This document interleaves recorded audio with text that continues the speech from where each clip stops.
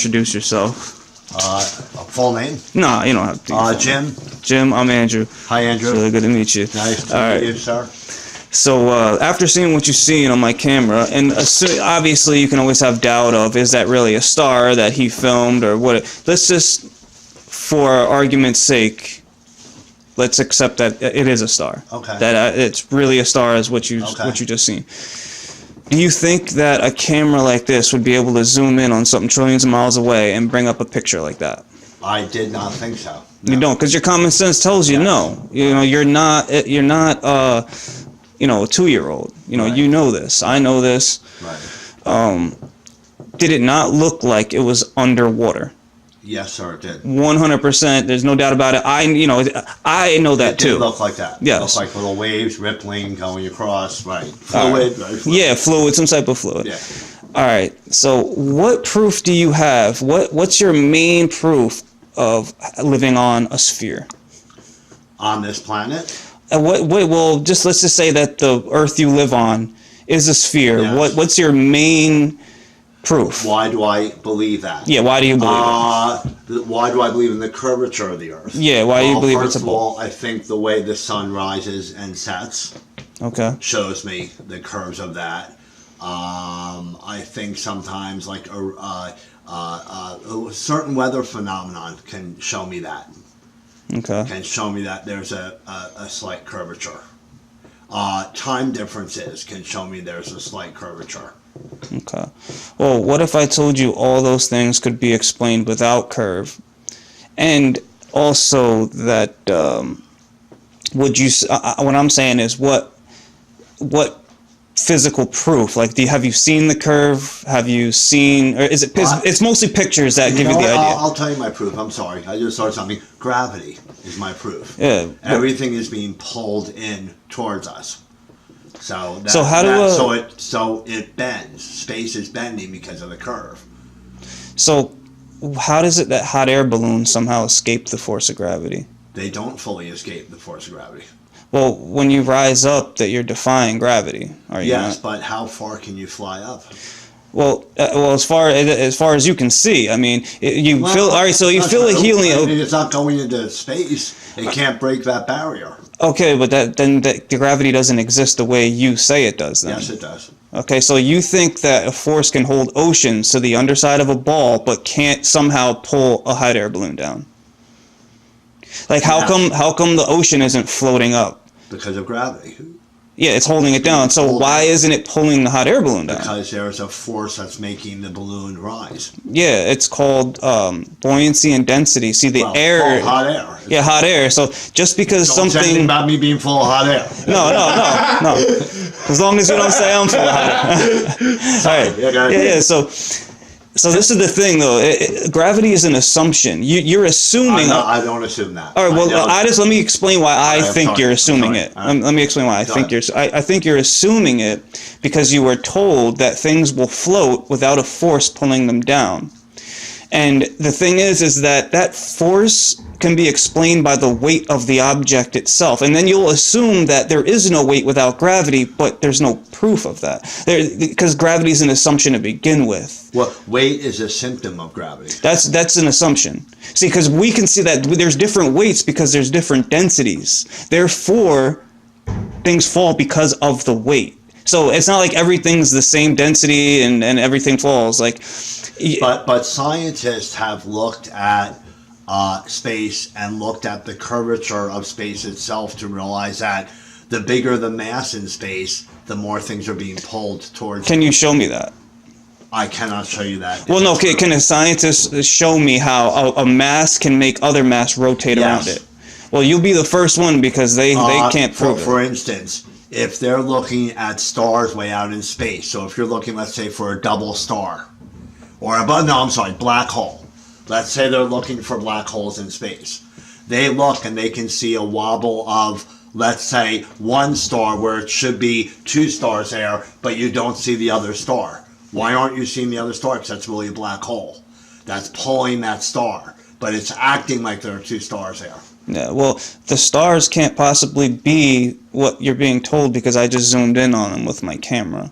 But from what you tell me. From what you're saying, but like I said, we're going to assume that is a star. Would it not prove that what you're saying is a lie? That they're trillions of miles away and there's these gas giants when we can obviously see it's a light underwater?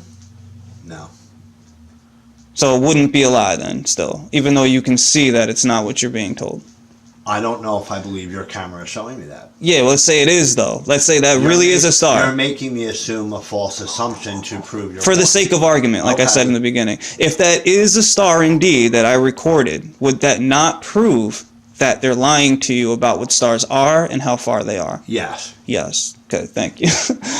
I'm sorry, making them work too hard. No, it's cool. No, it's good that you say that because you're right. It proves that it's a lie. And I will show you personally, if you care to see me actually zoom in on the star personally and see the exact same thing. Okay. Have you ever seen water bend? Yes. A body of water.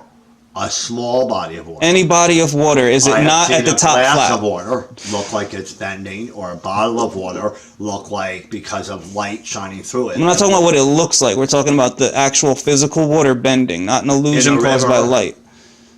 In a river. A bend in a river will bend the water. The water will always be level. The surface of the water. The water will always find its own level, right? I've seen ripples in water. Yeah, that's fine. Well, let me tell you the mechanics and physics of water, since you claim people love science, and this is science, that water always finds its own level. It will always 100% be level at the top. That's why it's used to measure things to be level. Right. You use water because it will always be flat and level. Right. So the only time you've ever seen water bend is in a picture. Right. Of this supposed ball you live on. Well, have you ever seen how a GoPro lens works? No. It makes things look curved. You could stand on the top of this house, look down at the ground, and it'll look like you're looking at the curvature of the earth. Okay. So the curve can easily be faked, especially when they're only showing you a little corner. I believe in that. Yeah, spacewalks, they only show you that little curve. They never do a 360-degree view of whatever they're doing. Never happens because there's the fourth wall. The ISS gets caught using wires, green screen, all kinds of stuff. So in reality, our whole reality is based on a picture. Okay. Because you've never seen water bend. Physics of water doesn't bend. Right. Because I haven't seen it doesn't mean that it's not true.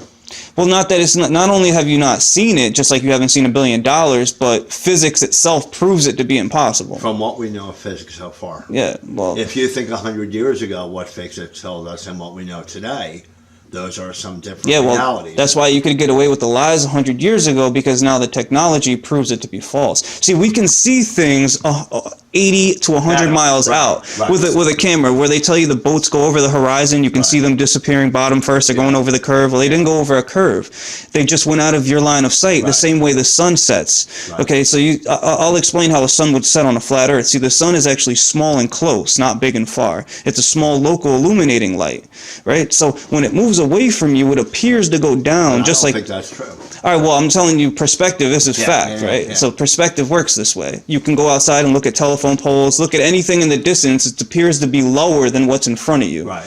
The further things go out in the distance, the more they drop to your vision. And the more they drop. They drop. Right. Yeah, so the sun and the moon are moving away, appearing to drop and going past the line of convergence where you can no longer see. What if instead of the sun moving, we're moving? Well, that's the claim, but we see the sun moving and we don't feel ourselves moving. So the base would be that we're not moving and the sun is moving. The theory would be that we are moving and that the sun isn't. Right. Because real natural science proves that we are not moving. The theory of relativity only came about because every scientific experiment proved there was no movement of the Earth. That's why they had to come up with everything's moving with each other, because it cannot be detected. Right. To me, it sounds like a lie to explain away a theory. It's a theory explaining a theory. That's not science, that's pseudoscience. So everything that time zones just work because it's like a spotlight. It's like if this whole room is dark and you held a flashlight over here, it's only going to light up this section. Right. So if it's moving around, then it's going to light up locally. That's it, and that explains why you do a time lapse of a sun and the light closes in on the sun as it pushes out. as it goes away from you, as if a small light was moving with the light folding in on it. That wouldn't happen. There would be no relationship to the diameter of the sun you see, because that doesn't exist, that diameter. So why is the light folding in on this diameter? Right. That would only happen if the sun actually is that diameter it appears to be in your sky, that it's not reduced in size by millions of times to appear that big to you. All right, mind blown. All right, yeah. There you go. Oh, very good, very good. I hope I'm right now, but we'll see. Two different things. God bless you.